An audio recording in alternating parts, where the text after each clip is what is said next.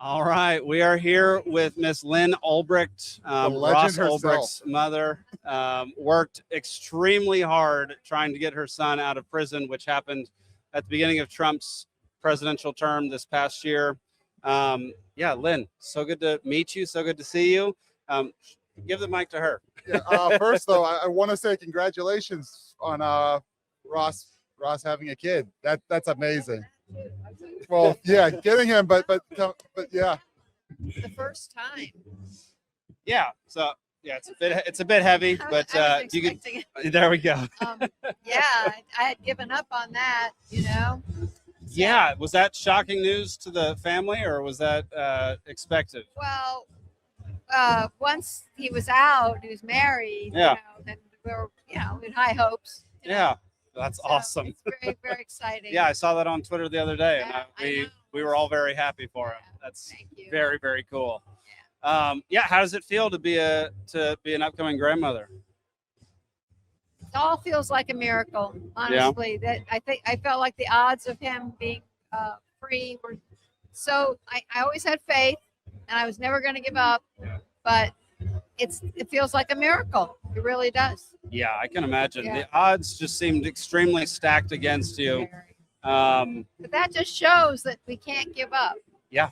I can't give up on some of these other prisoners now, Yeah. like your next guest. Yes, her husband. Yeah. Lauren's husband, Keone, and his partner, Bill, the samurai guys. Yep. They just wanted it. They're just for privacy. Yeah. I didn't know privacy was a crime. We didn't know that either until Yeah. like 2020. Then we started figuring it out. Yeah. So my thing is, do not, people who are not dangerous. Prisons are there to protect us from dangerous people. And Ross will say, we need prisons. There are people he met in there that are very dangerous people, and they really, at least at this point, we need to be protected from those people. Yeah. But nonviolent people who are not going to hurt you, Yeah.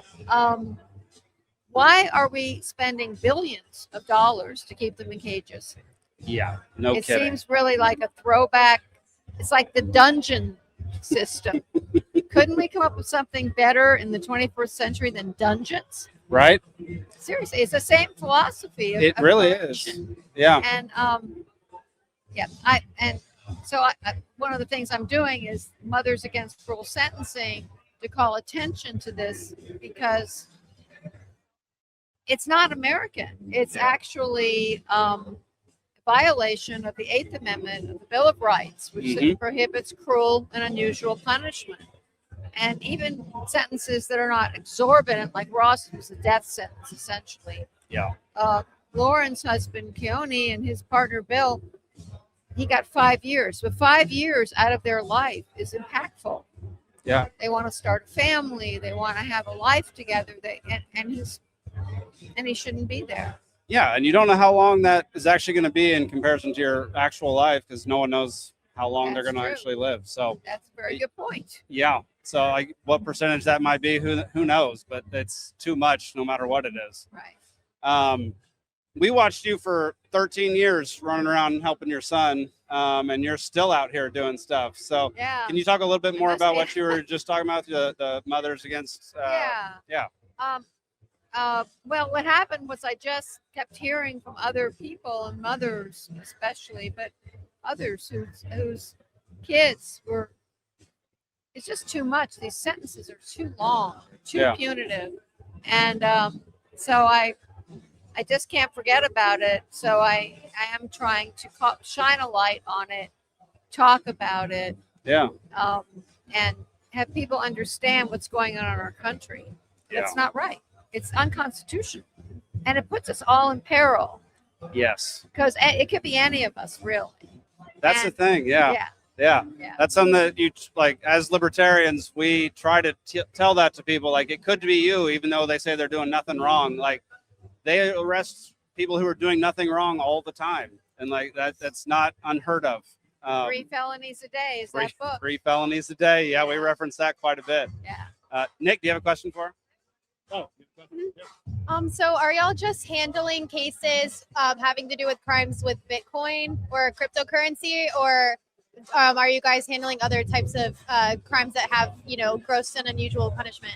Yeah, well, no, I think that any nonviolent crime deserves that attention. It's not just crypto. It happened to be, I was at the Bitcoin conference and now I'm at this event, but it's not only crypto.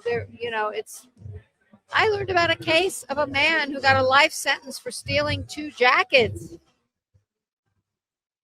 And he's in the record. I mean, the ACLU took up his case. I mean, this is happening. Or like there's close to 3,000 people serving long sentences or life for marijuana, for cannabis. That's insane. Yeah. They're not dangerous people, and so it's not just, it's across the board. There's all kinds of things. Nonviolent, it's like, look, there's lots of ways to have people be corrected. It's supposed to be correctional, the system. They can wear ankle bracelets, they can have home arrest, they could do community service, they can pay back. But that brings up another thing, the home arrest, because there's children. I met so many children in there, and they're suffering. These kids are suffering. Their parents are. It's like it's hurting these kids and the other members of the family, like our family. There's all kinds of repercussions on the family and the communities. Yeah, it's not right. It's very casual. It seems like that. Oh well, put him away. He did this, and it's like, this isn't right. Yeah. And people make mistakes. I mean, I've said to many legislators, I said, so is anyone in this room can say that they didn't make a mistake in their mid-20s? Like when that's Ross's age when he created, and they're all like, oh no, oh ha ha, I wouldn't want to talk about that, and I'm like, exactly. We all have. Yep. Nick, we got time for one more question. I'm trying to think what I can say. It's an honor having you here. No, like Jake said, we followed what you did for a while there. Supported Ross any way we could, and seeing him out, made us incredibly happy. And seeing how, like I said, now he's got a kid on the way. I mean, that's got to feel like a complete miracle. Something you probably never expected to happen the day you got sentenced. And now I had to imagine it's just an amazing feeling. It really is.